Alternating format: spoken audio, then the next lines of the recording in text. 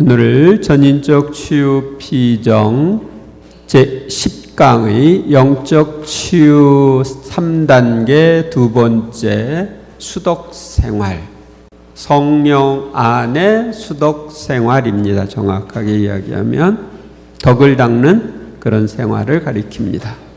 지혜서 4장 2절, 덕이 있을 때에는 사람들이 그것을 본받고 없을 때에는 그것을 갈구한다. 고결한 상을 놓고 벌인 경기의 승리자, 덕은 영원한 세계에서 화관을 쓰고 행진한다. 덕이 있을 때는 사람들이 그걸 본받고 없을 때는 갈구하는데, 덕은 영원한 세계에서 화관을 쓰고 행진한다. 여러분들이 영원한 세계 천국에 가면 여러분들이 덕이 얼마나 있느냐, 이것에 따라서 여러분의 행복이 결정됩니다.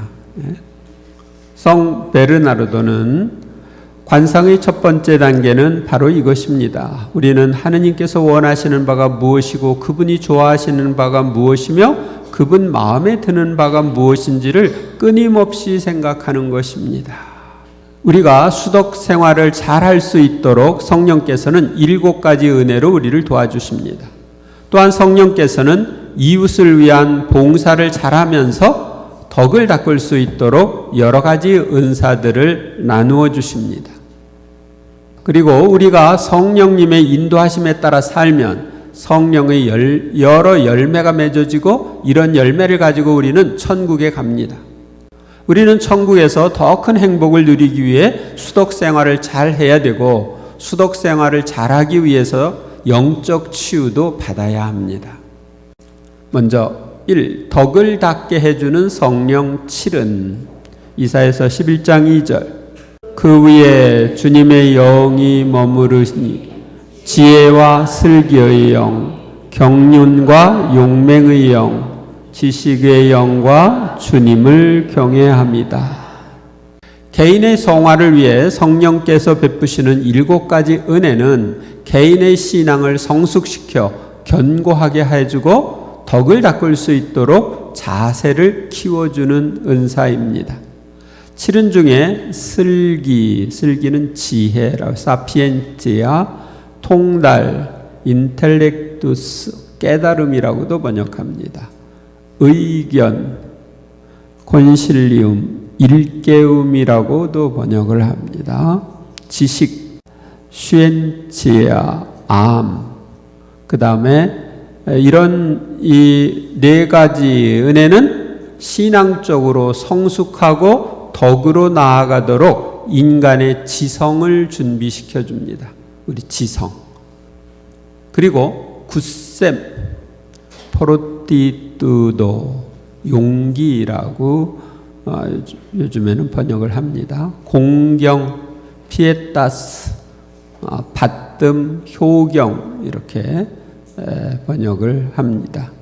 또 두려워함, 티모르, 경외라고 번역을 하는데요. 이러한 은혜는 신앙적으로 성숙하고 덕으로 나아가도록 우리 인간의 의지를 굳세게 해줍니다. 그러니까 덕으로 나아가려면 우리 지성과 의지가 잘 준비되어야지 덕으로 나아갈 수가 있습니다.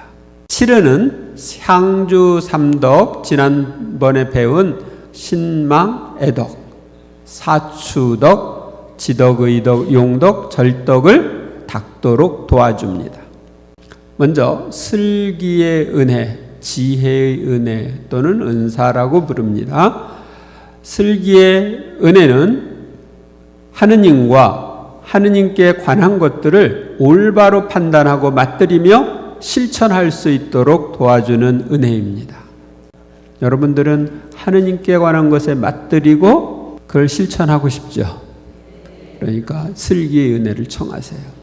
슬기의 은혜는 일상생활의 모든 것을 판단할 때 인간적인 판단 기준을 버리고 하느님의 관점에서 보며 판단하게 해줍니다. 이 은혜는 이기심 없이 순수한 사랑으로 하느님을 사랑하며 하느님을 위해서라면 무슨 일이라도 하게 해주고 이웃 사랑을 탁월하게 완성합니다. 그래서 여러분들이 영적인 것에 맛들이려면 슬기의 은혜를 청하세요. 그 다음에 통달의 은혜, 깨달음, 이해의 은혜. 통달의 은혜는 계시 진리를 깊이 통찰하여 잘 이해하도록 도와주는 은혜입니다. 그러니까 여러분들이 지금 강의를 들을 때는 통달의 은혜가 필요해요. 통달의 은혜는 깊은 기도와 묵상 중에 성령의 인도를 받아 갑자기 진리를 깨닫게 해주고, 그렇구나 하고 진리를 깨닫게 해주고, 성숙한 신앙인에게 신앙을 통해 모든 것을 보게 해주며 믿음과 행동이 일치된 삶을 살게 해줍니다. 믿음과 행동이 일치되어야 되겠죠. 그러려면 무슨 은혜를 받아야 돼요? 통달의 은혜를 받아요. 여러분들이 신앙을 생활과 하나로 연결시켜서 보고 신앙적인 관점에서 모든 것을 보고 행동할 수 있도록 이 통달의 은혜는 도와줍니다. 그래 통달의 은혜는 신덕을 완성시키는 놀라운 결과를 가져옵니다. 그 다음에 의견, 일깨움의 은혜. 의견의 은혜는 초자연적 궁극 목적은 하느님과 일치입니다. 또 구원, 천국에서 누리는 지복직관, 이것이 우리의 궁극 목적입니다. 이 세상을 사는 목적이에요. 이 궁극 목적과 개인의 성화라는 관점에서 우리가 마땅히 해야 할 것과 피해야 할 것이 무엇인지를 올바르게 판단하게 해주는 초자연적인 은혜입니다. 그러니까 내가 영원한 생명을 얻기 위해서 어떻게 해야 되나? 이걸 해야 되나 말아야 되나? 이런 것들을 올바로 판단하게 해주는 은혜가 의견의 은혜입니다. 이 은혜는 인간적으로 문제를 해결하기 어려울 때나 예상하지 못했던 위급한 상황에서 성령의 인도를 받아 올바로 판단하여 그 상황과 문제를 해결하도록 도와줍니다. 그러니까 여러분들이 문제가 있는데 이거 어떻게 해결해야 되지? 그럴 때 의견의 은혜를 청하세요. 그 다음에 지식의 은혜, 알의 은혜라고도 부릅니다. 지식의 은혜는 우리의 지성이 성령의 도움으로 영원한 생명이나 완덕에 관련된 피조물에 대해 올바로 판단하는 습성입니다. 이 지식의 은혜는 피조물의 허무함을 깨닫고 창조주이신 하느님께로 마음을 향하게 해주며 피조물에 대한 애착에서 벗어나 피조물을 거룩하게 사랑하는 법을 알려줍니다. 그러니까 이 세상 것에 대한 애착에서 벗어나도록, 세상 것은 아무것도 아니구나. 그렇다고 해서 사람을 외면하는 게 아니라 애착에서 벗어나야 올바로 사랑할 수가 있거든요. 그래서 피조물을 거룩하게 사랑하는 법, 다시 말하면 하느님이 원하시는 방법으로 사랑하는 법을 알려주는 거예요. 내가 원하는 방법으로 사랑하는 게 아니고 하느님이 원하는 방법으로 사랑해야 그게 거룩하게 사랑하는 거예요. 또한 이 은혜는 믿어야 할 진리와 믿지 말아야 할 거짓에 대해 확실하게 분별하도록 해줍니다. 그러니까 요즘은 오류가 판치고 있기 때문에 이거 믿어야 되냐, 믿지 말아야 되느냐, 이걸 올바로 판단하게 해줘요.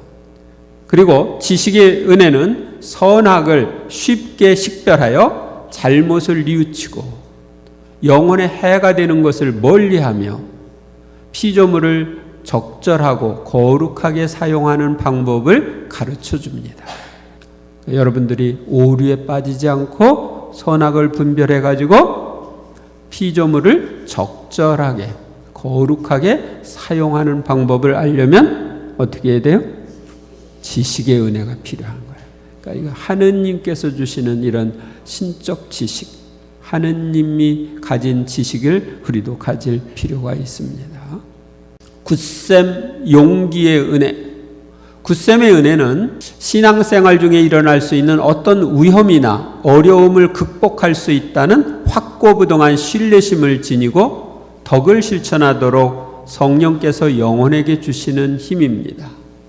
이 은혜는 하느님을 섬기는 데 있어서 미지근함을 극복하고 열렬히 하느님을 섬기게 하며 유혹이나 장애물을 극복할 수 있는 용기를 주고 덕의 실천에도 놀라운 활기를 줍니다. 지금 미지근한 신앙생활을 하고 있다. 이거 좀 때려쳐? 그냥 옛날로 돌아가? 이런 사람들, 이거 지금 앞에 장애물이 있는데 이거 견디기 힘들어. 신앙에 대한 박해가 너무 심해. 이런 사람들은 굳셈의 은혜를 청해야 됩니다. 또한 굳셈의 은혜는 인내심을 가지고 고통을 기꺼이 감내하고 지혜롭게 극복할 수 있는 용기를 줍니다. 그리고 굳셈의 은혜는 갖가지 위험이나 적을 만났을 때 용기 있게 처신할 수 있게 해주고 작은 일들을 충실히 영웅적으로 수행하게 해줍니다. 신앙생활을 굳건하게 하려면 이 굳셈의 은혜를 청하시고, 이 굳셈의 은혜의 최고봉은 순교입니다. 순교의 은혜가 이 굳셈의 은혜랑 연결됩니다. 신앙생활을 올 때 크고 작은 여러 가지 어려움이 오는데 그것을 잘 극복할 수 있도록, 그걸 극복하고 열렬히 주님을 사랑할 수 있도록 도와주는 게 이 굳셈의 은혜입니다. 제가 옛날에 집에서 성당에 다니지 말라고 한 적이 있습니다. 그 매일 미사를 나갔거든요. 세례받고 나서. 그러니까 중학교, 고등학교 매일 미사를 나가니까 신앙인이 아닌 아버지가 너는 성당에 미쳤다. 대학교 들어간 다음에 나가라. 그러고 박해가 왔어요. 근데 그걸 극복했어요. 저 이제 가족들 불러놓고 성당에는 대학교 들어간 다음에 나가라. 그래서 제가 아버지, 제가 학업을 그만두고 구두 닦기를 하면서 가족을 부양하라고 해도 내가 하겠습니다. 그런데 성당에 다니지 말라는 말만은 못 듣겠습니다.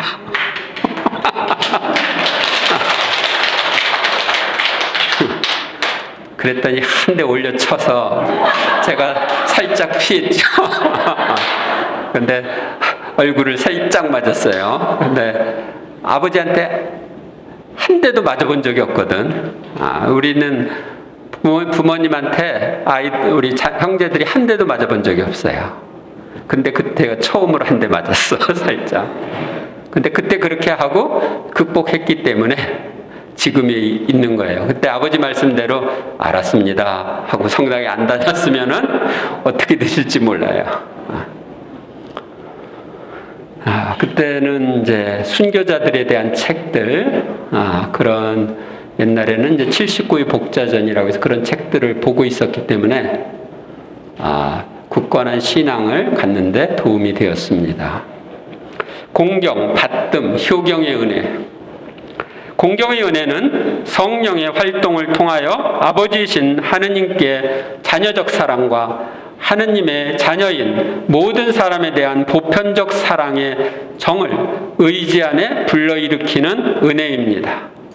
이 공경의 은혜는 천상 아버지께 대한 자녀다운 사랑과 신뢰심을 영혼 안에 불어넣으며 아버지이신 하느님의 신비를 흠숭하게 합니다. 또한 이 은혜는 모든 사람을 하느님의 자녀로 예수 그리스도 안에서 형제자매로 보고 사랑하게 해줍니다. 두려워함의 은혜, 경외의 은혜라고 합니다. 하느님께 대한 두려워함의 은혜는 하느님께 대한 경외심으로 죄를 피하게 하여 영생에 대한 희망을 갖게 합니다. 또한 이 은혜는 인간에게 일어나는 각종 감각적 무절제를 피하게 하여 정욕을 제어하는 절덕을 실천하게 합니다. 두려움의 은혜는 하느님의 거룩하심과 순수하심에 대한 생생한 인식을 주어 모든 방법으로 하느님의 영광만을 드러내게 합니다. 또한 이 은혜는 피조물에 대한 애착을 끊게 하고 쾌락에 대한 관심을 잃게 하며 하느님에 대한 것으로만 기쁨과 만족을 갖게 합니다. 7은 중에서 자신에게 특히 필요한 것을 아래에 적고 성령의 선물을 주시도록 청하십시오 했죠. 자, 7은 중에 이건 나한테 필요하다 하는 걸 앞에 적고 지금 성체 예수님께 적으면서 이것 좀 주세요 하고 청하세요.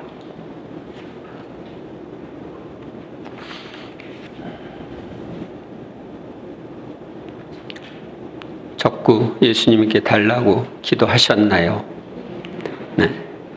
네. 그러면 224쪽 성령의 봉사 은사 보도록 하겠습니다. 고린토전서 12장 8절에서 10절. 그리하여 어떤 이에게는 성령을 통하여 지혜의 말씀이, 어떤 이에게는 같은 성령에 따라 지식의 말씀이 주어집니다.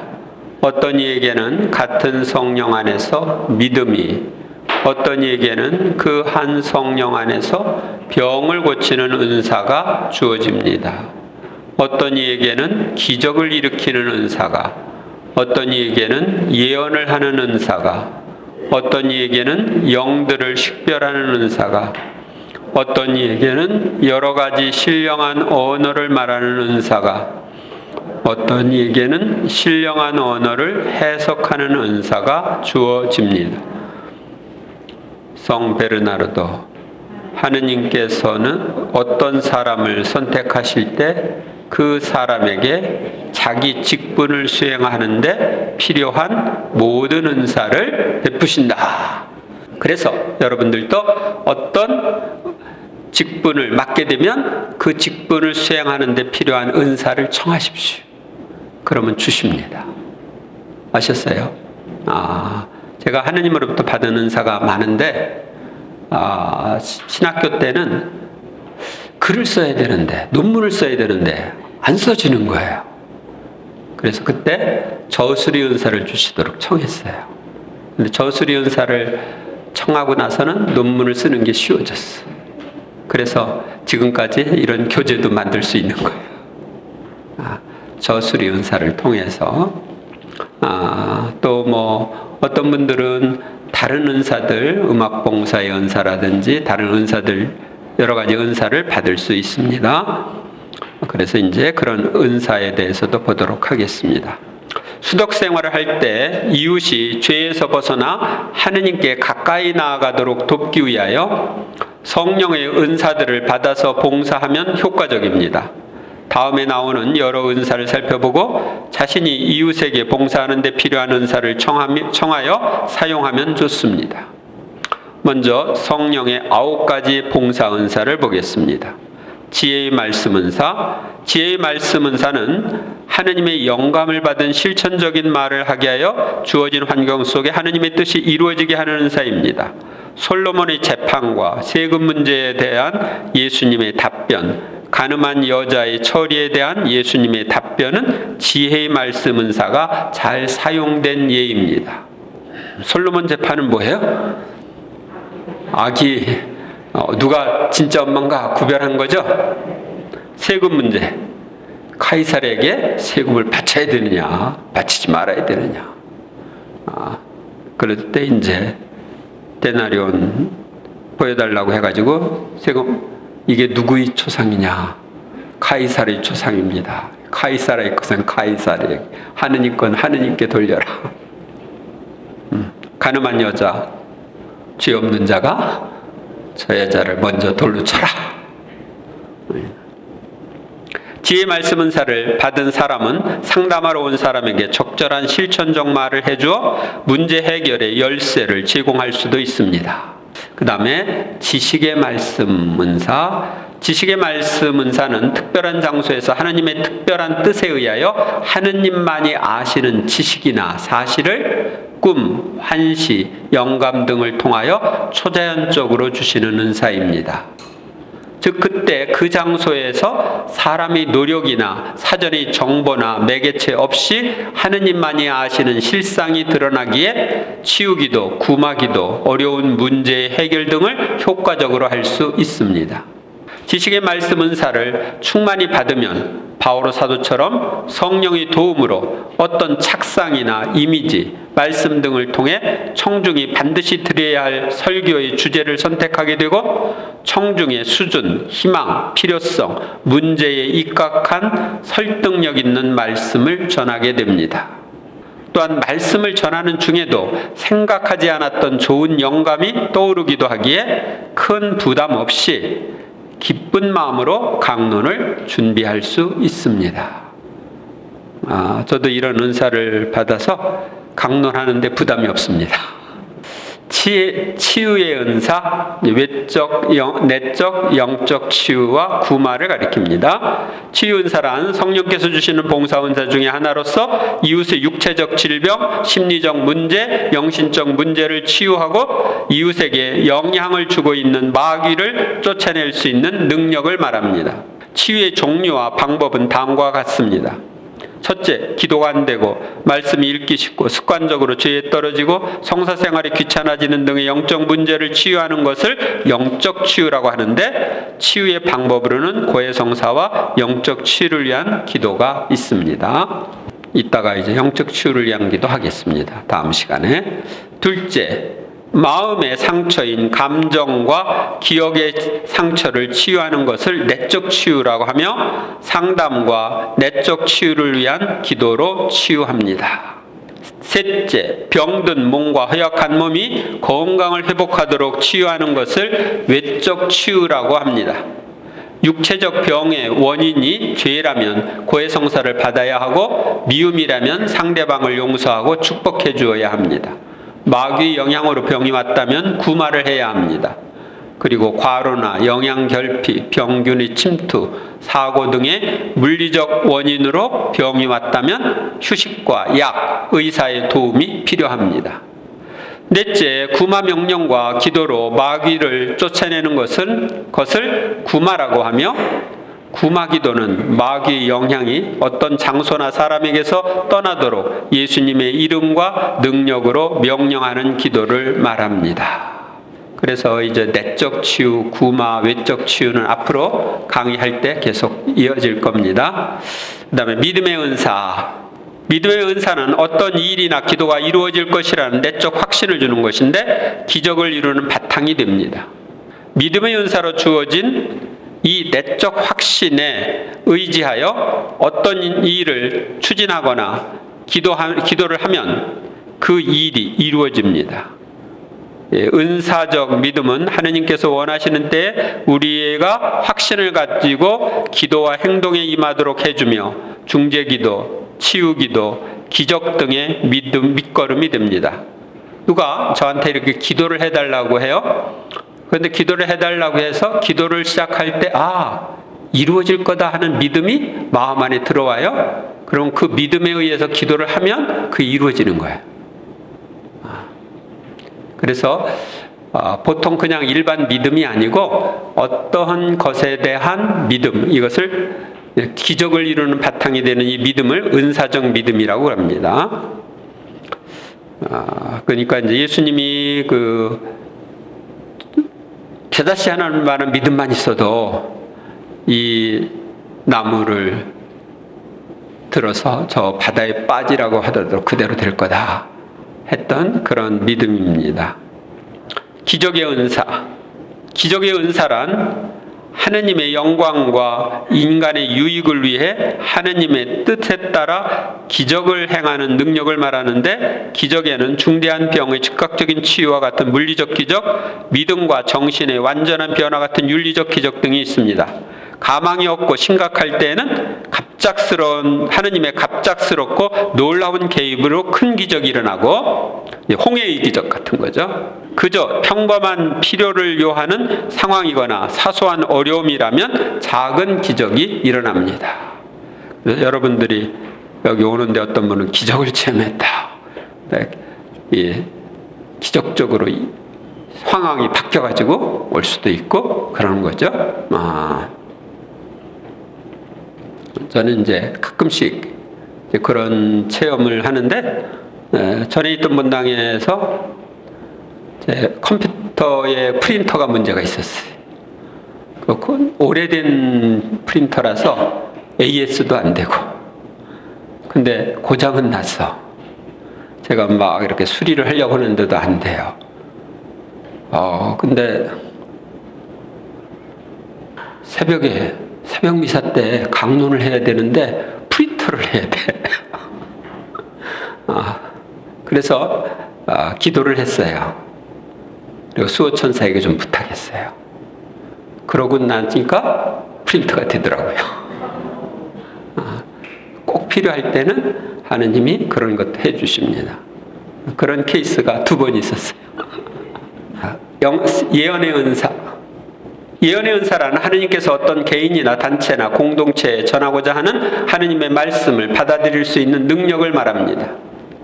예언의 종류에는 진예언, 비예언, 거짓 예언이 있습니다. 진예언은 공동체나 개인을 위하여 하느님으로부터 온 메시지를 말하고, 비예언은 예언 성령으로부터 오지 않고 인간의 분석적 결량에서 나온 말이고, 거짓 예언은 악령으로부터 오는 예언을 말합니다. 요새 거짓 예언들이 너무 많아요. 그래서 조심해야 됩니다. 영식별 분별의 은사. 영식별의 은사란 하나의 생각, 활동, 사건, 은사의 원인과 근원이 성령의 힘인지 아니면 다른 무엇의 힘인지를 하느님께서 사람에게 보여주시는 내적 계시입니다. 식별의 은사를 받은 사람은 즉시 그리고 직관적으로 영을 식별합니다. 그러나 직관적 식별을 한 후에도 습득적 영식별 지침에 의해 다시 살펴볼 필요가 있습니다. 이것은 이제 나중에 20일 강의에서 영식별 기준에 대한 설명을 할 겁니다. 심령 예언의 은사. 심령 예언이란 기도회 때 하느님께서 성령으로 충만한 사람을 움직여 예언의 말씀을 은사적 언어, 신령한 언어로 큰 소리를 내어 말하게 하시는 하느님의 활동입니다. 이 심령 예언에는 반드시 해석이 따라야 합니다. 해석의 은사. 해석의 은사는 한 사람이 큰 소리로 심령 예언을 하면 그 심령 예언의 일반적인 뜻을 모국어로 말하도록 어떤 사람에게 주시는 하느님의 능력입니다. 성령의 다른 봉사 은사들, 로마서 12장 6절에서 8절이나 에베소서 4장 1절, 고린토전서 12장 28절과 그 밖의 성경의 다른 부분에서 열거하고 있는 봉사 은사들을 살펴봅니다. 가르침의 은사. 가르치는 은사는 교회의 가장 유효하고 보편적인 은사로 주님의 복음을 체계적이고 능력적으로 가르치는 은사입니다. 가르침의 은사를 받으면 초자연적 힘을 받아 효과적으로 진리를 가르칠 수 있습니다. 그러니까 체계적이고 효과적으로, 능력적으로 가르칠 수 있습니다. 제가 이제 여러분들에게 이렇게 교재를 통해서 단계별로 쭉 가르치는 거 있죠? 이게 가르침의 은사로 그렇게 하는 거예요. 그러니까 주님이 가르침의 은사를 주셔서 단계별로 이런 프로그램을 할 수가 있는 거예요. 저는 어떤 사람들에게 이제 어떤 강의 주제를 딱 생각을 하면 처음 이거, 중간 이거, 끝 이거 이런 식으로 이런 이제 흐름이 다른 사람보다 쉽게 와요. 권면의 은사 또는 격려의 은사. 권면은 사도 예언자 원로의 본질적 임무 중에 하나이며 청중으로 하여금 하느님의 말씀을 듣고 회개하여 하느님을 찾도록 공고하고 격려하는 은사입니다. 희사의 은사. 희사의 은사는 자신의 재물을 교회와 이웃의 필요를 위하여 아낌없이 내어놓도록 하는 하느님의 은혜입니다. 마음이 우러나야지 이거 내놓지 자기 것을 아까워하면서 못 내놓는 사람이 많죠. 근데 그 마음이 우러나도록 해서 내놓는 게 은사예요. 하느님이 그런 은총을 주셔서 내놓는 거예요. 자선의 은사. 자선의 은사란 적절한 때에 자비를 베풀어 남을 도와주는 능력이나 극심한 빈곤에 처한 사람을 도와주는 은사입니다. 희사의 은사는 자신의 것을 교회와 이웃의 여러 필요를 위하여 기꺼이 내어놓는 은사이지만, 자선의 은사는 가난한 이들을 위하여 자신의 것을 내어놓을 뿐 아니라 다른 이들도 이에 참여할 수 있게 도와주며 조직적인 자선 사업을 할 수 있게 하는 은사입니다. 꽃동네 오웅진 신부님, 이런 분들이 거기에 해당되겠죠. 그러니까 자기 것을 다 내놓고 다른 이들도 내놓도록 자선 사업을 하는 여러 사람들이 있죠. 그 사람들이 여기에 해당된다고 말할 수 있습니다. 직책과 활동에 관련된 다른 은사들, 공적인 직책의 은사에는 사도직의 은사, 전교직의 은사, 목자와 교사직의 은사가 있습니다. 그 밖에도 교회 안에 여러 봉사직, 사목회장, 구반장, 기도회장 등등이 있는데, 하느님께서는 그 봉사직을 잘 수행하도록 그 직책의 은사를 주고 싶어 하십니다. 따라서 자신이 받은 봉사직에 필요한 은사를 청할 수 있습니다. 또한 하느님께서는 교회 안에 있는 각종 봉사 활동, 상담, 음악봉사, 중재기도 등등이 잘 되도록 그 봉사 활동에 필요한 은사를 주고 싶어 하십니다. 그러므로 누구든지 자신의 봉사 활동에 필요한 은사를 청할 수 있습니다. 여기는 이제 제가 언급하지 않았습니다만은 딴 데서는 언급하는데, 아까 복음 삼덕 있죠? 복음 삼덕도 은사예요. 그래서 그 은사를 주시도록 청하면 좋습니다. 또 이제 수도자들은 자기 수도회의 카리스마가 은사라는 뜻이거든요. 그 카리스마를 주시도록 청하면 그 수도회에 더 쉽게 적응할 수가 있습니다. 그 다음, 신령한 언어로 기도하는 은사, 심령기도에 대한 겁니다. 로마서 8장 26절에 27절, 성령께서도 나약한 우리를 도와주십니다. 우리는 올바른 방식으로 기도할 줄 모르지만 성령께서 몸소 말할 수 없이 탄식하시며 우리를 대신하여 간구해 주십니다. 마음속까지도 살펴보시는 주님께서는 이러한 성령의 생각을 무엇인지 아십니다. 성령께서 하느님의 뜻에 따라 성도들을 위하여 간구하시기 때문입니다. 그러니까 성령께서 몸소 말할 수 없이 탄식하시며 우리를 대신해서 간구해 주는 것, 하느님의 뜻에 따라 성도들을 위하여 간구해 주는 게 심령 기도입니다. 신령한 언어로 하는 기도. 하느님의 뜻을 따라서 성령께서 하시는 기도이기 때문에 강력한 기도예요. 그래서 이제 심령 기도를 많이 할수록 영이 강해지고 영 분별이 잘 되고 구마나 성령의 다른 은사를 받는 데 큰 도움이 됩니다. 그래서 이번부터는 제가 조금 심령 기도를 더 많이 하는 추세입니다. 이번 피정부터는. 그리고 여기 이제 이거 적어 놓은 것은 여러분들이 이 은사를 받을 수 있도록 돕기 위해서 적어 놓은 거예요. 초대교회의 보편적 현상, 초대교회에 따른 성령을 받았을 때 신령한 언어를 말하는 것은 보편적인 현상이었으며, 하느님께서는 오늘날 신령한 언어를 갈망하는 거의 모든 사람에게 이 은혜를 내려주십니다. 성령의 힘으로 하는 관상기도, 이 신령한 언어는 성령의 힘으로 하는 것이기에 알아들을 수는 없지만 올바른 방식으로 기도할 줄 모르는 우리를 도와주시는 성령께서 영감을 불어넣어 주시는 기도입니다. 신령한 언어로 하는 기도는 관상기도 중에 하나이고 비밀이 보장되는 능력의 기도이며 머리로 하는 것이 아니라 마음으로 하는 기도입니다. 내 마음을 담아서 올리는 거예요.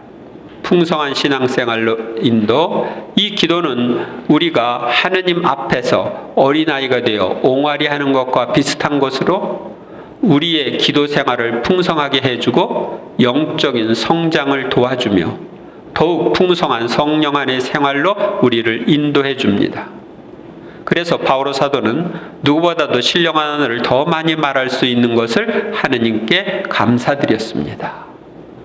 우리도 이 기도를 많이 하면 좋아요. 제가 옛날에 많이 할 때는 아침부터 저녁까지 계속 심령 기도를 했어요. 신학교 다닐 때는 일어나자마자 심령기도 시작해가지고 공부 시간에는 입속으로 심령기도 계속하고 미사 중에도 하고 저녁에 잘 때까지 그렇게 심령기도가 저절로 잘 되었어요. 하느님이 은혜로. 그래서 아주 신학교 생활을 행복하게 했습니다. 심령기도의 변화. 심령기도는 처음에는 또렷한 말이 형성되지 않아 혀떨림이나 혀가 구르는 소리가 나오는 경우가 많습니다. 뭐 다다다다다 이런다든지 랄랄랄랄라 하든지 뭐 이렇게 뭐 이런 소리가 난다든지 그래요. 그러나 소리로 나오는 심령기도를 계속하면 한두 마디의 또렷한 언어로 바뀌고 이를 계속하다 보면 유창한 언어로 바뀝니다. 그러나 소리로 하는 심령기도나 유창한 언어로 하는 심령기도의 효과는 비슷합니다. 왜냐하면 둘 다 성령님이 도우심으로 하는 기도이기 때문입니다. 우리에게 낯설지 않음, 알아들을 수 없는 말로 기도하고 노래하는 것이 우리 신자들에게는 생소하지 않습니다. 우리는 1960년대 중반까지만 해도 알아들을 수 없는 라틴어로 미사를 드렸고 오늘날도 대축일에 성가대들이 라틴어 성가를 부르기도 합니다. 근데 못 알아듣죠? 이런 내용인가 보다 그러고 있는 거죠. 또한 묵주기도를 할 때도 말마디의 뜻을 하나하나 생각하지 않고 주님의 기도와 성모송을 외우면서 구원의 신비를 묵상하고 있습니다. 따라서 우리는 신령한 언어의 말마디를 알아듣지 못해도 하느님께 감사와 찬미를 드리며 우리의 소원을 아뢰는 마음으로 심령기도와 심령노래를 할 수 있습니다. 신령한 언어의 은사는 성령 세미나나 개인 기도를 할 때 간절히 청하면 주십니다. 고린토전서 말씀, 나는 영으로 기도하면서 이성으로도 기도하겠습니다. 나는 영으로 찬양하면서 이성으로 찬양하겠습니다. 내 영으로 하는 기도가 심령 기도예요. 내 영과 하느님의 영이 하나가 되어서 하는 기도가 심령 기도. 그래서 마음 심자에다가 영자죠. 그러니까 마음과 영으로 하는 기도입니다. 성령님께서 주시는 은사 중에 자신에게 꼭 필요한 은사를 아래에 적고 그 은사를 주시도록 간청하십시오 되어 있죠. 지금까지 한 것 중에 나 이런 것 좀 받았으면 좋겠다 하는 거 있으면 여기다가 적으셔요. 그러고 성체 예수님께 청하세요.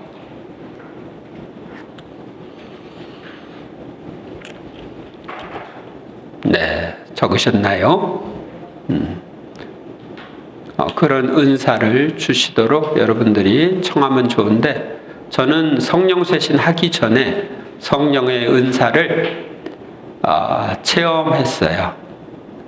저는 성령 쇄신이 이제 한국에 들어왔을 때 그 들어왔다는 얘기를 듣고 그 사람들이 하는 모임에 쳐들어갔어요. 저기 아현동에 있는 어떤 아파트에서 모임을 하고 있었는데 외국인들 중심으로 모임을 했어요. 그래서 제가 가서 붙여달라고 그랬더니 아직 공개를 못한다고 그래서 나중에 공개하면 그때 하라고 그랬어요. 근데 성령에 대해서 성령 체험을 하고 싶어가지고 제 영적 지도주님한테 여쭤봤어요. 성령의 은혜를 체험하려면 어떻게 해야 합니까?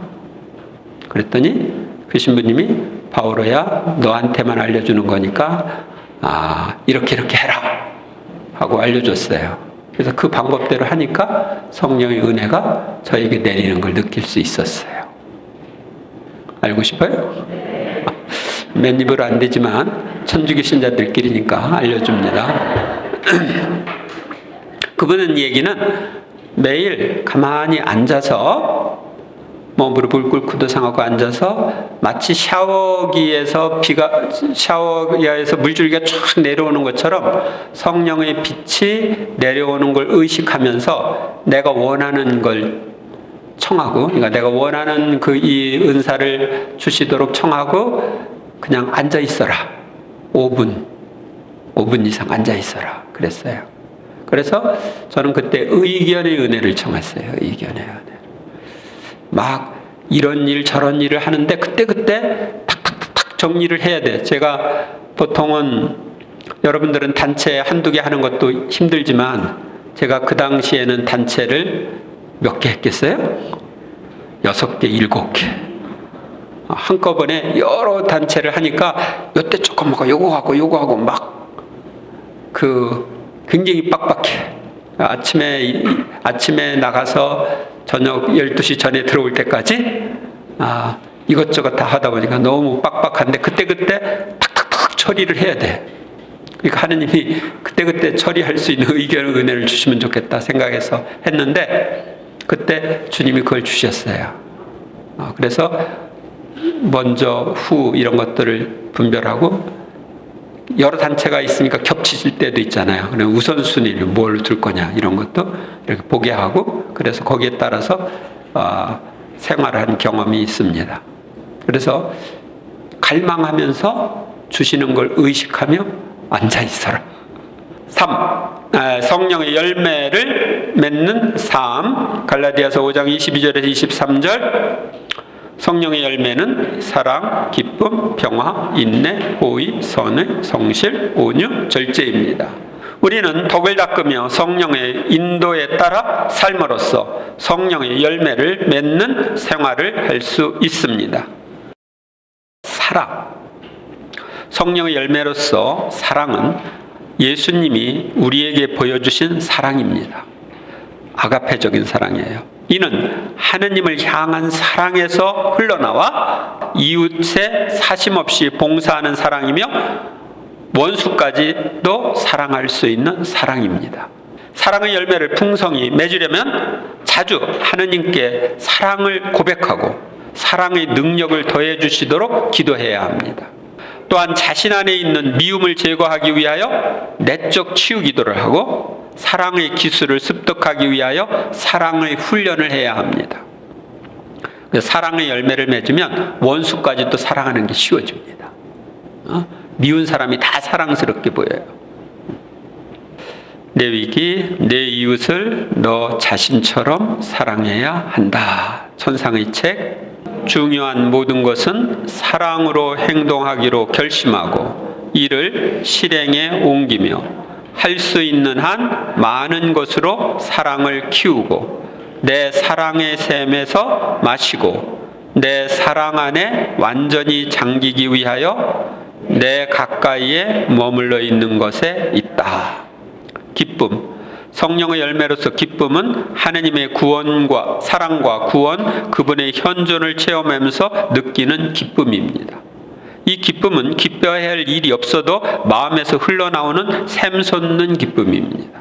이 기쁨은 성령께로부터 흘러나온 삶의 태도이기에 고통 중에서도 기뻐할 수 있습니다. 기쁨의 열매를 성장시키려면 세상적인 것에 대한 희망을 두지 않고 하느님께 희망을 두는 망덕을 키워야 합니다. 또한 시련 중에도 하느님의 말씀을 기억하며 의지적으로 기뻐하는 훈련을 해야 합니다. 필립비서 주님 안에서 늘 기뻐하십시오. 거듭 말합니다. 기뻐하십시오. 우울한 성인은 불행한 성인이다 하는 말이 있습니다. 그래서 성인은 기쁘게 살아야 됩니다. 주님 안에서 늘 기뻐하라고 그랬죠? 거듭 말합니다. 기뻐하라고 그랬어요. 그래서 우리가 기쁨의 생활을 하는 것은 우리의 특권입니다. 여러분들이 이런 기쁨의 열매를 맺으면서 샘솟는 기쁨을 체험할 수 있고 하느님 뜻 안에서 살면요 늘 기뻐요. 이러저러한 환경이 오더라도 그거에 구애받지 않고 기쁩니다. 천상의 책. 너의 마음은 꾸밈없는 영혼들이 누리는 기쁨에 잠기게 될 것이다. 평화. 성령의 열매로서 평화는 세상 풍파 속에서도 유지되는 평화입니다. 이 평화는 하느님과 이웃과 올바른 관계를 맺는 데서 흘러나오며 우리를 근심, 걱정으로부터 해방시켜 줍니다. 히브리어 샬롬은 하느님과 화목하게 사는 상태를 말하는데 평화는 하느님의 선물입니다. 우리는 개인의 평화를 위해 하느님과 친밀한 사귐을 나누고 이웃과 화해하며 근심 걱정을 하느님께 맡겨야 합니다.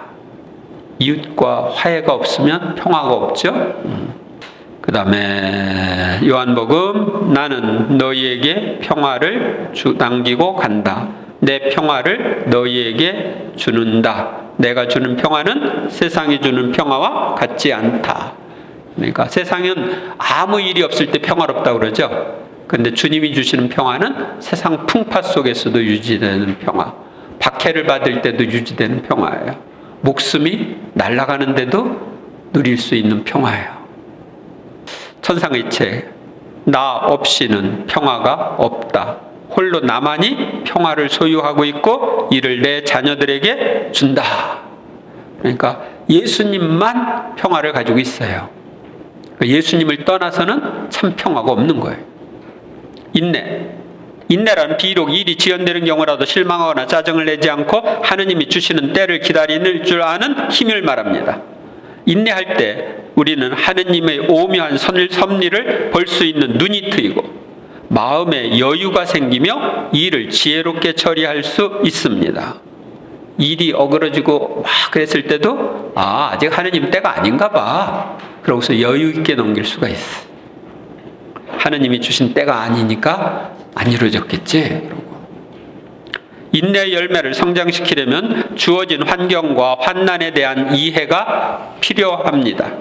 시련은 전부 나쁜 것이 아니며 어떻게 처신해야 하느냐에 따라 전화위복의 기회가 될 수도 있습니다. 우리는 모든 것이 하느님 안에 있다는 것을 믿을 때 쉽게 인내할 수 있습니다. 다 하느님 안에서 이루어지는 거다. 하느님이 섭리로 이루어지는 거다 할 때 인내할 수 있어요. 집에서 경건한 이의 인내는 결코 헛되지 않으리라. 천상의 책, 그렇다 따라 홀로 인내만이 덕행들의 보고를 열 수 있는 비밀 열쇠이다. 이 비밀 열쇠가 없으면 영혼에 생기를 주고 그것을 고상하게 만드는 다른 덕행들이 모습을 드러내지 않는 것이다. 아셨어요? 그러니까 인내해야 덕을 쌓을 수가 있어요. 인내가 없으면 덕을 쌓을 수가 없습니다. 호의, 친절이라고도 합니다. 전에 공동번역에 친절이라고 했어요. 호의란 그리스어로 크레스토스라고 해서 인자, 용서, 자비, 친절이라는 뜻으로 쓰이는데 우리가 이웃을 대할 때 따뜻하고 우호적으로 대하는 것을 말합니다. 성서에 나오는 호의는 상대방으로부터 받은 언짢음을 보복하지 않고 용서하며 자비를 베푸는 것입니다. 우리가 이웃에게 호의를 가지려면 이웃 안에 현존하시는 예수님을 의식해야 합니다. 너희가 내 형제들인 이 작은 이들 가운데 한 사람에게 해준 것이 바로 나에게 해준 것이다 라고 하신 말씀을 기억해야 합니다. 집에서 살아있는 모든 이에게 호의를 베풀고 죽은 이에 대한 호의를 거두지 마라. 죽은 이들을 위해서 기도하고 그들을 장례 지내주는 건 그들에게 호의를 베푸는 거죠. 선의, 전에 공동문에는 선행이라고 했었어요. 선의는 남이 곤경에 처했을 때 호의적으로 관여하고 기꺼이 도와주고자 하는 적극적인 마음을 가리킵니다. 선행은 자신에게 주어진 시간, 재능, 재물을 관대하게 하느님과 이웃을 위하여 습관적으로 사용하는 것을 말합니다. 즉 이웃에 대한 호의를 행동으로 옮겨 구체적이고 건설적인 방법으로 사람들에게 솔선하여 봉사하는 것입니다. 선의 열매가 성장하려면 자신의 것이 모두 주님의 것임을 인정하고 그것을 주님의 뜻대로 사용하고자 하는 자세를 가져야 합니다. 로마서, 나의 형제 여러분, 나는 여러분 자신도 선의로 가득하고 온갖 지식으로 충만할 뿐만 아니라 서로 타의를 능력이 있다고 확신합니다. 성실, 진실이라고도 할 수 있습니다. 성실이라고 번역된 단어는 믿음성, 신뢰성, 충실성이라고도 번역될 수 있는 말입니다. 이는 자기의 약속을 언제나 지키고 자기의 임무를 완수하는 사람에게 주어지는 신뢰감입니다. 성실은 자신의 마음에서 우러나와 생활 태도로 이어집니다. 성실의 열매를 성장시키려면 먼저 자신에게 솔직해야 합니다. 그리고 하느님의 말씀에 순종하고 하느님께 충성을 다하며 자기에게 맡겨진 책임을 완수하는 훈련을 해야 합니다. 집에서 성실한 친구는 든든한 피난처로서 그를 얻으면 보물을 얻은 셈이다. 그래서 봉사하는 사람들도 성실한 봉사자가 좋죠? 집에서 성실한 친구는 생명을 살리는 명약이니 주님을 경외하는 이들은 그런 친구를 얻으리라. 그래서 성실하지 못한 사람이랑 사귀면 손해봅니다. 온유는 자제된 힘이며 약자와 자신에게 해를 입힌 사람에게도 부드럽게 대할 수 있는 힘입니다. 온유한 사람이 되려면 자신에게 있는 강한 힘을 자제할 수 있는 용기가 있어야 합니다. 또한 온유함은 자신과 타인의 입장과 서로의 부족함을 이해함으로써 생깁니다. 얘야, 내 일을 온유하게 처리하여라. 그러면 선물하는 사람보다 내가 더 사랑을 받으리라. 집에서 말씀입니다. 티토서, 남을 중상하지 말고 온순하고 관대한 사람이 되어 모든 일을 아주 온유하게 대하십시오. 하셨어요. 온유하게 사람들을 대해야 합니다. 화를 내는 건 온유하게 대하는 게 아니죠.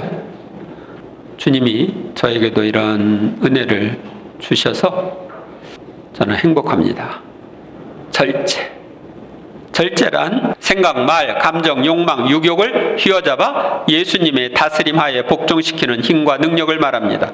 우리가 절제의 열매를 맺는다는 것은 감정과 욕망의 노예로부터 자유로워짐을 의미합니다.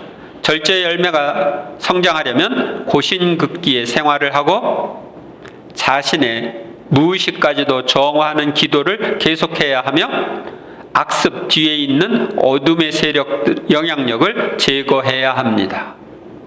집에서 어떤 저울로도 절제하는 영혼의 가치를 달 수 없다. 천상의체 극기도 영혼 안에 있는 모든 불안전과 결점을 바싹 말려 없애는 힘이 있다. 성령의 열매 중에 자신에게 특히 필요한 것을 아래에 적고 그 성령의 열매를, 그 선물을 주시도록 청하십시오.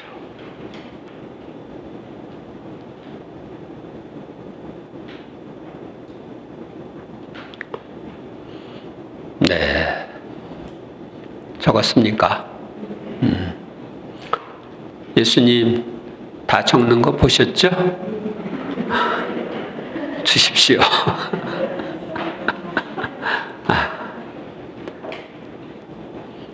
네, 주님이 아까 제가 온유 얘기했는데 저는 화를 내지 않습니다. 우리 본당에 와서 또 전 본당 또 그전 본당 제가 화내는 것을 본 사람이 없습니다. 근데 화가 안 나는 거야. 옛날에는 겉으로는 표현을 안 했어도 속으로는 화가 나는 경우들이 있었거든요. 그리고 아주 가까운 한두 사람한테는 짜증을 낸 적이 있어요. 그런데 이제 지금은 그런 것까지 없어졌어요. 그래서 하느님이 주시는 것, 하느님이 정화시켜 주시면 그런 것들이 없이 행복하게 살 수가 있어요. 4. 천상의 책에 나오는 천국. 이제 결국 이렇게 성령의 열매를 맺으면서 가는 곳이 어디예요? 천국이요. 그래서 천상의 책에 나오는 천국에 대해서 좀 보도록 하겠습니다. 우리가 덕을 닦으며 성령의 열매를 맺는 생활을 할 때 천국에 가서 큰 행복을 누릴 수 있습니다. 우리의 영혼이 정화되어 사랑이 충만할수록 더 빨리 천국에 가고 주님을 위해 희생할수록 더 큰 행복을 누릴 수 있습니다. 누이사가 본 천국. 그분께서는 참으로 자주 내 영혼을 천국으로 데리고 가셔서 복된 영들이 어미로우신 하느님 대전에 영광과 감사를 드리며 끊임없이 부르는 찬미가를 듣게 해주셨다. 그래서 나는 하느님 안에서 여러 합창단의 천사들과 다양한 지위의 성인들을 보았는데 그들은 모두 하느님의 신성에 잠겨 있었고 하느님께서는 말하자면 그 모두를 당신 신성으로 흡수하시어 당신 안에 하나가 되게 하시는 것 같았다. 그 천상에 가면은 여러 합창들이 천사단이 있다. 지상적인 모든 것은 천상적인 것과 비교하면 정말이지 부패한 무엇으로밖에 보이지 않았으니 그런 나에게는 영이 육신 안에 머물러 있어야 한다는 것이 이만저만한 고통이 아니었다. 천국을 경험하고 육신으로 들어오면 너무 고통스러운 거야. 우리는 여기에 더 머물러 있고 싶어 하는데 천국을 경험하지 못해서 그런 거야. 아마도 나 자신의 바깥에 나가 있었던 것 같아. 하늘에 특별한 축제가 열리고 있고 내가 이 축제에 초대를 받은 모양이었다. 지복을 누리는 이들과 함께 노래를 부르고 있었는데 그것은 저 하늘 위에서는 무엇을 배우지 않아도 내면에 흘러들어오는 것처럼 알게 되기에 다른 이들이 노래하거나 행하는 모든 것을 그들만큼 잘할 수 있기 때문이다. 그 복된 이들은 모두 온 하늘의 귓전을 멍멍하게 하는 저 높고 조화로우며 아름다운 소리인 사랑의 노래에 취하여 비몽사몽의 황홀경에 잠겨있는 모습이었다. 그래서 하늘나라에서는 이렇게 사랑의 노래, 하느님을 찬양하는 노래, 이런 노래를 함께 부르는데 황홀경에서 부른다.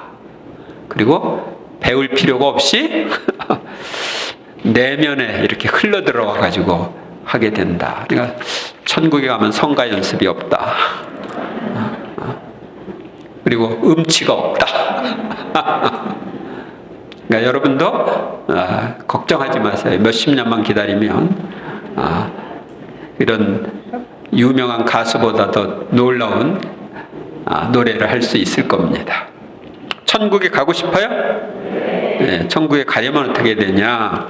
내 따라 영혼이 지복 속으로 들어가기 위해서 이 세상에서 지닐 수 있는 통행증에는 세 가지 도장이 찍혀 있어야 하는데 그것은 맡김과 겸손과 순명이다. 따라 사실 죽음에 대한 이 괴이한 공포는 어리석은 것이다. 내가 내 모든 공로와 덕행과 업적을 모든 사람에게 선물로 주었으므로 각 영혼은 이를 통행증으로 삼아 천국에 들어갈 수 있으니 말이다. 게다가 여기에 덧붙여 영혼 자신의 공로와 덕행과 업적도 있는 것이다. 그래서 주님이 주신 것으로 우리가 천국에 가는 거지 우리 걸로 가는 건 아니에요. 하지만 알아두어라. 내게 바칠 수 있는 최상의 경의는 나와 하나 되기 위해서 죽음을 열망하는 일이라는 것을, 이것이 아무런 기다림 없이 곧장 천국에 이르는 길로 접어들게 하는 영혼의 가장 아름다운 지향인 것이다. 주님과 함께 하나 되어 살고 싶어서 죽었으면 좋겠다. 그럴 정도로 주님을 열망하니까 바로 천국으로 가는 거예요.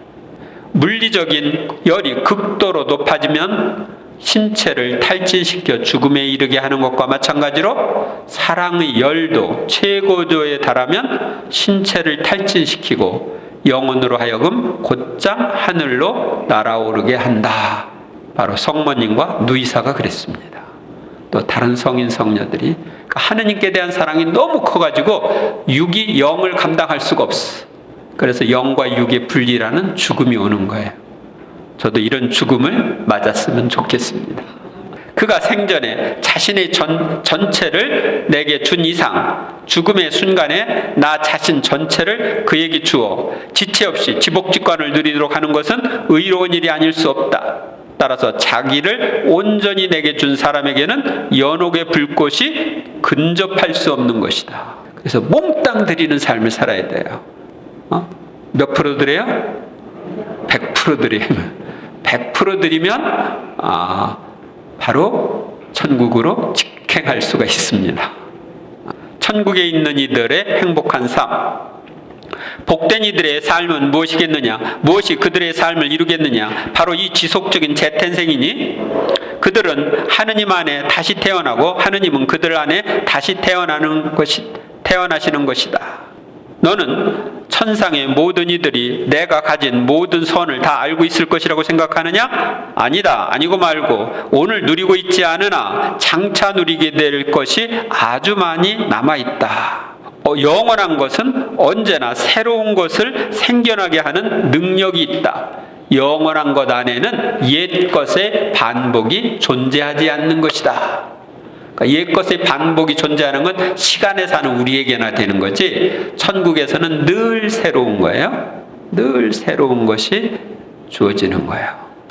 천국에서 더 많이 소유하려면, 천국에 가는 것만 해도 감지덕진데 뭘 더 많이 소유하냐, 그냥 대충 살자, 이런 사람도 있는데, 더 많이 소유하고 싶어요? 대충 소유하고 싶어요? 더 많이 소유하고 싶으면 어떻게 해야 되는지 보세요. 현세에서 나에 대한 사랑으로 쾌락을 자제하는 사람에게 그것이 얼마나 사소한 쾌락이건 그 하나하나에 대하여 나는 후세의 낙원을 하나씩 더 얹어준다. 주님께 대한 사랑으로 쾌락을 자제할 때 낙원 하나가 더 생기는 거예요. 그러므로 이 세상에서 하나의 만족을 덜 취하면 저 세상에서 하나의 낙원을 더 얻게 된다. 놀랍죠? 근데 우리 이 세상에서 만족을 다 추구하고 천국에 가면 더 만족하기 쉽죠?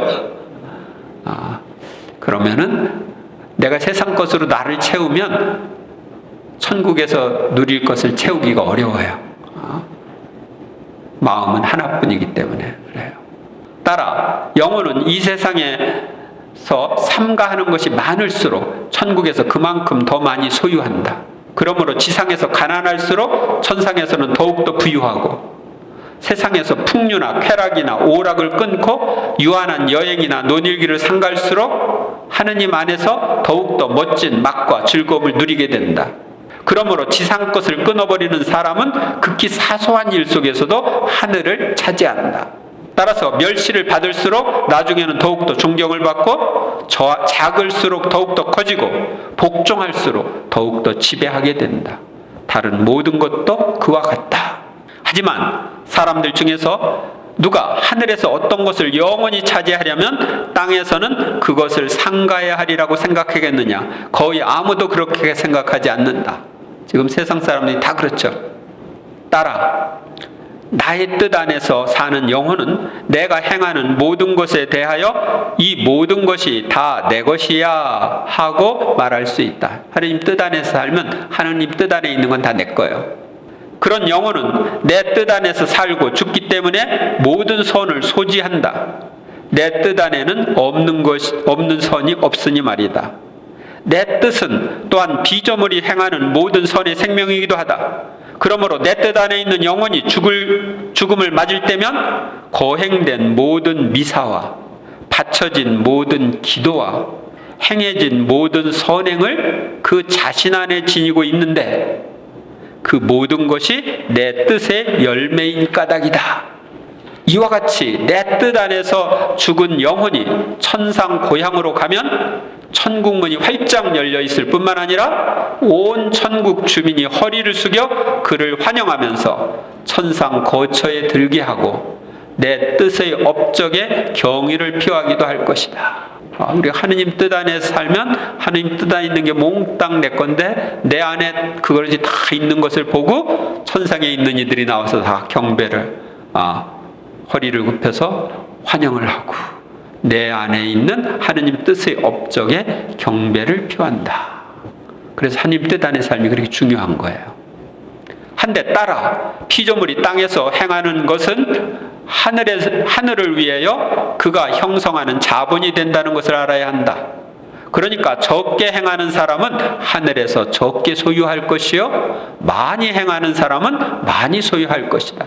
그러니까 하느님 뜻 안의 삶을 적게 살면 적게, 많이 살면 많이 소유하는 거예요. 그래서 제가 생각하기를 나는 한 500년 살아야 되겠다. 그러면 많은 행위를 해서 하늘에서 많이 소유하지 않을까. 그렇게 봅니다. 알아두어라. 이 땅에서 내 뜻의 나라를 소유한 사람은 하늘에서 보편적인 영광을 누릴 권리를 받는다. 이 보편적인 영광이라는 건 모든 사람이 누리는 것을 누리는 거예요. 보편적으로 다른 사람이 누리는 것들을 나는 혼자 다 누릴 수 있는 그런 것이 됩니다. 실제로 천상 아버지의 나라에서 받게 될 영광과 지복과 행복은 그들이 지상에서 그들 영혼 안에 내 뜻을 얼마만큼 받아 간직했는가에 비례하도록 정해져 있다. 그래서 하느님의 뜻을 많이 가지고 있을수록, 많이 소유할수록 하늘에서 영광이 그만큼 크다. 천국에 관한 말씀 중에 특히 마음에 와닿는 부분을 읽고 묵상하십시오. 그리고 천국에 들어가 풍성한 행복을 누릴 수 있는 은총을 청하십시오. 잠시 성체 예수님께 청하세요.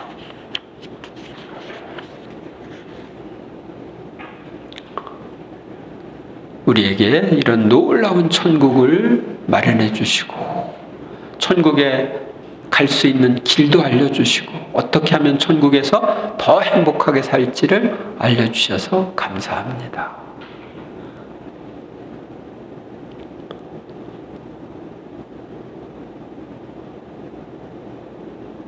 우리 모두가 천국에 가서 더 큰 행복을 누릴 수 있도록 이 지상에서 하느님의 뜻 안에서 하느님의 뜻대로 살면서 하느님의 뜻을 많이 소유할 수 있도록 해주십시오. 아멘. 수독 생활을 잘하려면 로마서, 여러분은 현세에 동화되지 말고 정신을 새롭게 하여 여러분 자신이 변화되게 하십시오. 그리하여 무엇이 하느님의 뜻인지, 무엇이 선하고 무엇이 하느님 마음에 들며 무엇이 완전한 것인지 분별할 수 있게 하십시오. 천상의 책 따라 덕행에 대해서, 완덕에 대해서 얼마나 많이들 말해왔는지 보아라. 그러나 그 모든 것은 오직 하나의 점에서 완결된다. 그것은 곧 인간 의지가 하느님 의지 안에 완전히 소멸되는 것이다. 그러므로 사람이 하느님의 의지 안에 소멸되면 될수록 그만큼 더 모든 것을 그 자신 안에 지니고 모든 사람보다 더 완전한 사람이 된다고 할 수 있다. 그러니까 우리가 하느님의 의지 안에 소멸될수록 더 완전한 사람이 되는 거예요. 수덕 생활이란 하느님의 뜻이 무엇인지 분별하여 실천하는 생활입니다. 수덕 생활을 통해 완덕으로 나아가려면 자신의 뜻대로 하고자 하는 의지의 소멸이 필요합니다. 우리가 천국에 가기 위하여 수덕 생활을 잘 하려면 어떻게 해야 하는지 살펴보겠습니다. 1. 개인적으로 힘쓸 일들, 기도 생활. 수덕 생활에서 가장 중요한 것은 기도 생활입니다. 다른 것은 못해도 기도를 한다는 자세로 기도를 첫 자리에 놓고 살아야 합니다. 하느님과 사랑의 대화를 나누는 기도 생활을 통하여 하느님의 뜻을 분별하고 이를 실천할 수 있는 힘을 얻을 수 있습니다. 말씀 생활. 수덕 생활이란 하느님의 말씀에 따라 사는 삶을 의미합니다. 하느님의 말씀인 성경을 읽고 묵상하며 암송하고 실천하는 생활을 할수록 신앙이 성장하고 정화될 수 있습니다. 나의 가치관도 세속적인 가치관에서 복음적인 가치관으로 변화될 수 있습니다. 성사생활. 덕을 닦는 데 아주 중요한 것이 성사생활입니다. 매일 잘 준비하여 미사에 참여하고 정성껏 영성체를 하는 것은 주님과 일치된 생활을 하는데 아주 가장 중요합니다. 또한 정기적으로 자주 고해성사를 받는 것도 하느님께 나아가는 것을 방해하는 걸림돌을 제거하는데 매우 중요합니다. 그 다음 다른 사람들과 함께함, 공동체 생활. 수덕 생활을 잘하려면 공동체에 참여하여 함께 신앙생활을 해야 합니다.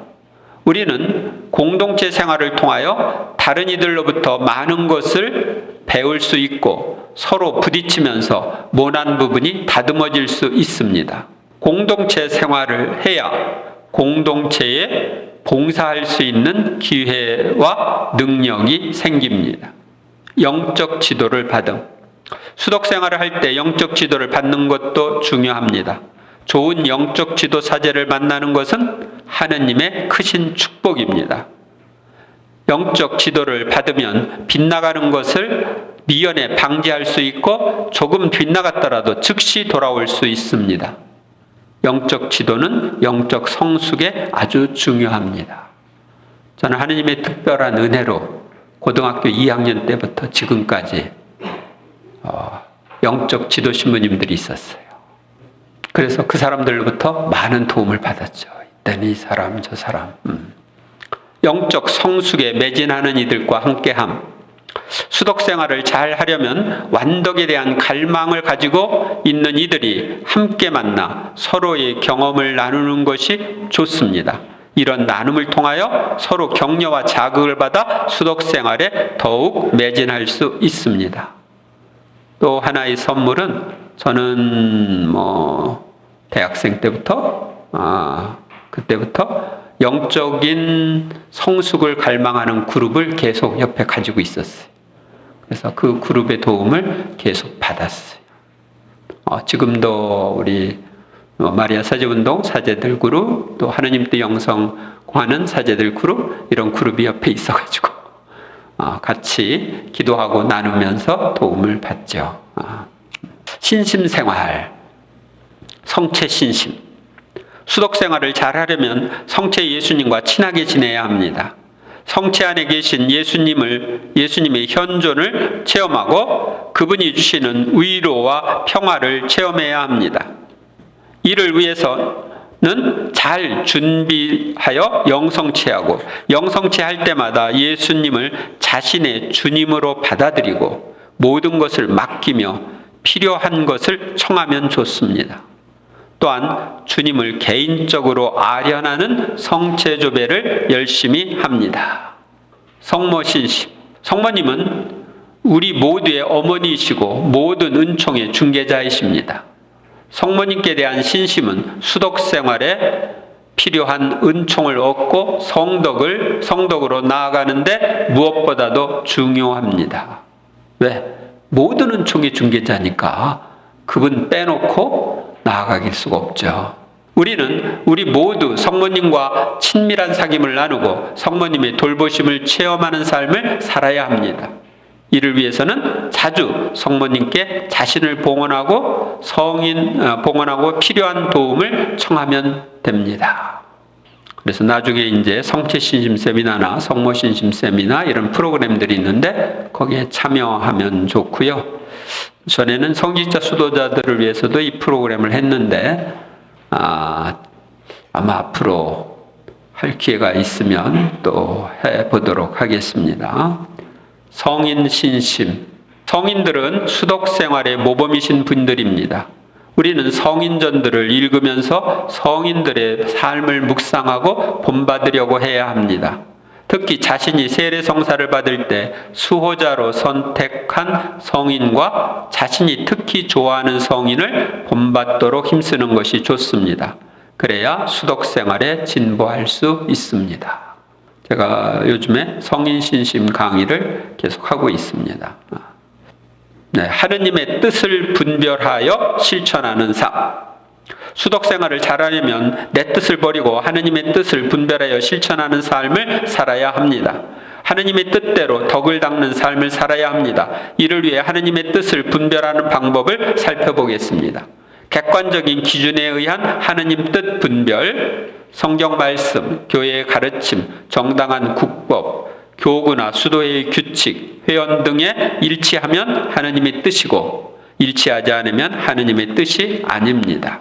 어느 정도 주관적인 기준들에 의한 하느님의 뜻 분별, 자신의 신분과 의무, 자신이 처한 환경, 윤리, 도덕, 건전한 상식, 자신에게 권한을 가진 이들의 정당한 명령이나 권고, 양심, 기도 중에 주어지는 영감 등에 일치하면 하느님의 뜻이고 일치하지 않으면 하느님의 뜻이 아닙니다.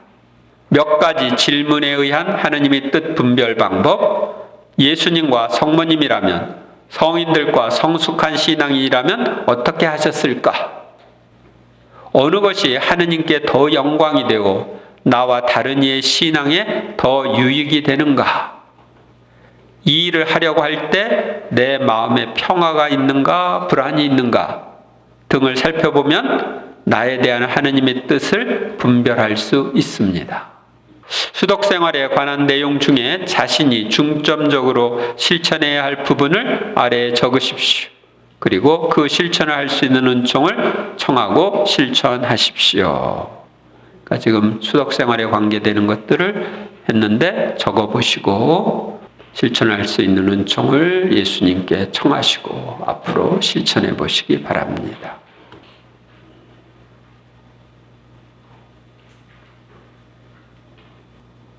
영광이 성부와 성자와 성령께, 성부와 성자와 성령의 이름으로